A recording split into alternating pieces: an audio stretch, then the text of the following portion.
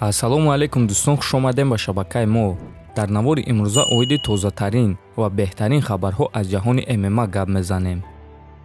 имрӯз ташкилоти UFC муҳорибаи ду топови ҷангвари UFC дар вазни ним сабук Гига Чикадзе ва Келвин Катарро расман эълон карданд. муҳориба байни ин ду ҷанговар рӯзи 15 январ дар турнири UFC Fight Night баргузор мегардад ва муҳорибаи асосии турнир хоҳад шуд.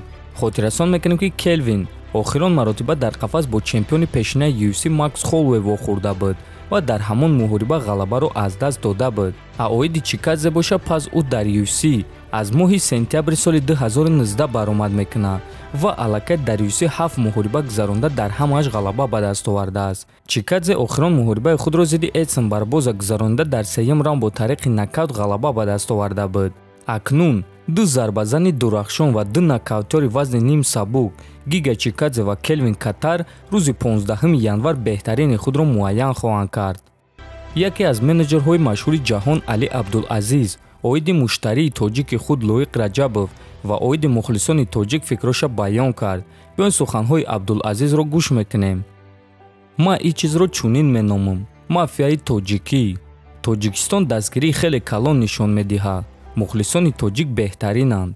алоиқ боша яке аз ҷангварони хеле сахте ҳаст ки ман дар ҳаёти худ дидам, гуфтааст Абдулазиз. хотиррасон мекунем ки Лоиқ Раҷабов финалисти гран-при вазни сабуки мавсими имсолаи PFL аст ва Лоиқ рӯзи 28 октябр дар финал барои $1 миллион ва камарбанди вазни сабуки PFL зидди варзигари бразилӣ Рауш Манфио муҳориба хоҳад бурд. ногуфта намонад ки дар мавсими гузаштаи PFL Лоиқ Раҷабов дар финал дар муҳориба зидди рафиқи Рауш Манфио Натан Шульте мағлуб шуда буд ва акнун Лоиқ ният дорад ки рӯзи 28 октябр ҳам чемпион шава ва ҳам қасдии худро аз рафиқи Натан Шульте гирад. мо боша ба Лоиқ Раҷабов танҳо муваффақият орзумандем ва боварии комил дорем ки ӯ чемпион хоҳад шуд. дӯстон, худи шумо аз рӯи фоиз ба ғалабаи кӣ боварӣ дорен? метавонед фикротонро дар комментария нависен. мо боша мегзарем ба дигар хабар. топови ҷангвари вазни нимёнаи UFC Гилберт Бёрнс боварӣ дорад ки рақиби навбатии ӯ Хорхе Масвидал шуда метавонад. биён суханҳои Бёрнсро гӯш мекунем.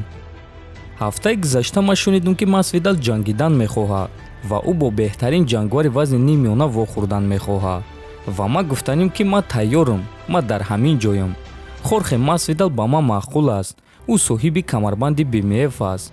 пеш ӯ дар кӯча бедастпӯшак меҷангид ва дар муҳорибаҳои омехта Хорхе Масвидал тақрибан 50 муҳориба гузарондааст. барои ҳамин бале ман бо Хорхе Масвидал ҷангидан мехоҳам. фикр мекунам ки муҳорибаи моро худи ҳозир ташкил карда мешавад, чунки ин муҳорибае ҳаст ки ман худи ҳозир гузарондан мехоҳам, гуфтааст Бёрнс. дӯстон, худи шумо чунин муҳорибаро дидан мехостен ё не? ҳатман фикр ақидоатонро нависен, дар канал обуна шавен. то боздид хонободу сарбаланд бошен.